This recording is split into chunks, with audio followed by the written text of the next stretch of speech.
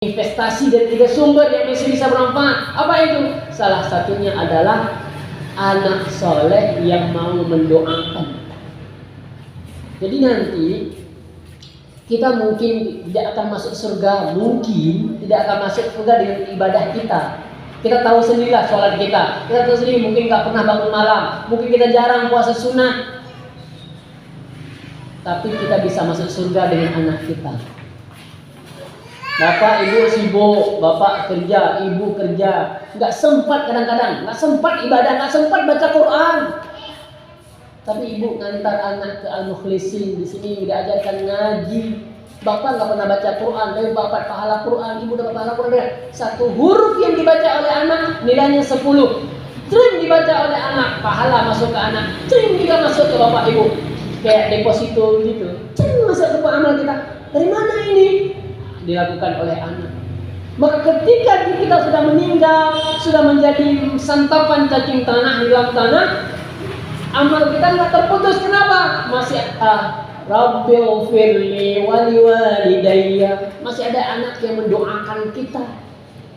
Kebayang tidak kalau seandainya anak yang kita tinggalkan tidak mau mendoakan kita, ayahnya mati aja lah, mamanya mati, biar aja.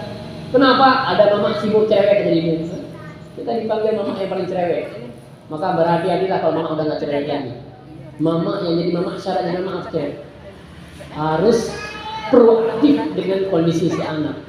Jadi dianggap Allah biar ada orang tua bebas sekarang hidup. Nah, tidak mau. Kita dapatkan dari itu ada apa-apa. Gak dapat apa-apa.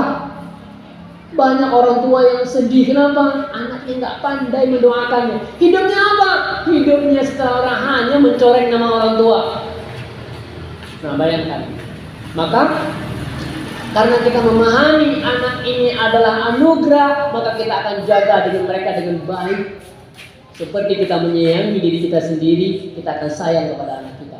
Jangan disia-siakan anak itu, anugerah Allah. Yang kedua ini adalah amanah yang Allah titipkan. Dititipkan oleh Allah supaya kita jaga makanannya, jaga juga masa depannya. Yang ketiga, anak ini adalah ujian bagi kita. Kalau tidak pandai kita menjaganya, ini jadi fitnah. Menjadi malapetaka bagi kita kalau tidak kita menjaganya. Dan yang terakhir adalah anak ini adalah investasi kita. Ini adalah modal. Kita mungkin untuk sedekah, tapi nggak punya duit untuk sedekah. Kita mungkin untuk sholat nggak punya waktu untuk sholat, atau untuk sholat sunat maksudnya. Kalau kita mau buat ini mungkin nggak ada kesempatan. Tapi anak kita, mereka yang akan jadi nanti ke depannya, yang menjadi sumber pahala kita di akhirat. Maka oleh karena itu pilihan bagi ayah ibu apa sekarang? Ngantar ke lembaga pendidikan. Nah, ketika memilih lembaga pendidikan, banyak orang maaf ini saya bilang. Orang kalau memilih pendidikan apa dilihat? Dilihat prestasi sekolah itu. Wah, di depan prestasi, menang lomba ini, kemudian lulusannya sudah pernah jadi menteri, kemudian jadi perusahaan. Kan banyak sekolah-sekolah yang menawarkan tentang kesuksesan sekolah, mencetak orang-orang hebat. Dari segi apa? Dari segi pekerjaannya. Diciptakan orang-orang cerdasnya. Banyak orang tua memilih pendidikan anak yang anak itu untuk apa? Biar bisa menjadi dokter, bisa menjadi pengusaha, bisa menjadi pilot. Ini kalau ditawarkan itu orang banyak mikir itu.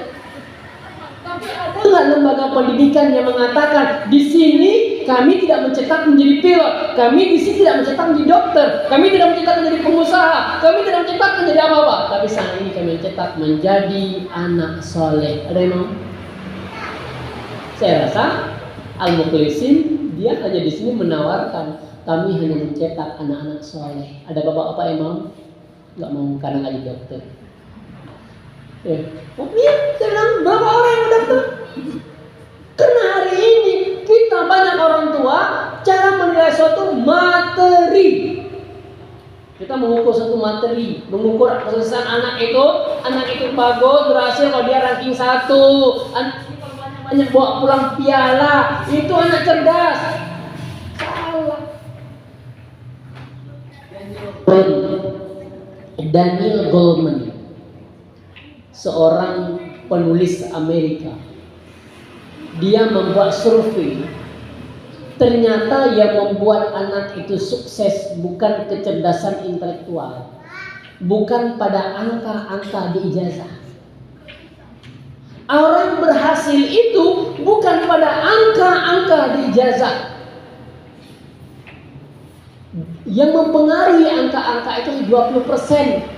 Kecerdasan intelektual hanya mempengaruhi kesuksesan seseorang itu 20%. 80% dilandasi oleh kecerdasan emosional dan spiritual. Ya. Kita hari ini bangga anak saya di mana, jurusan apa? IPA. Bangga orang tua, Bu, tahu anak saya bilang kelas inti, kalau jurusannya IPA. Anak ibu, saya IPS. Malu bilang IPS. Kenapa? Karena mindset, pikiran orang kita, kalau anak IPS itu anak bandel, yang IPA ini depan ini, kalau apa? Padahal yang intelektual, yang orang eksak ini anak buahnya anak IPS nanti. Karena yang IPS ini orangnya kreatif, nampak bandel. Sebenarnya jalan-jalan pemimpin masa depan seperti itu. Kreatif anaknya, dia nggak bisa. Mungkin dia pada angka-angka nggak bisa. Saya matematik, no. Saya kalau pelajaran yang boleh saya takut matematik. Sampai sekarang itu.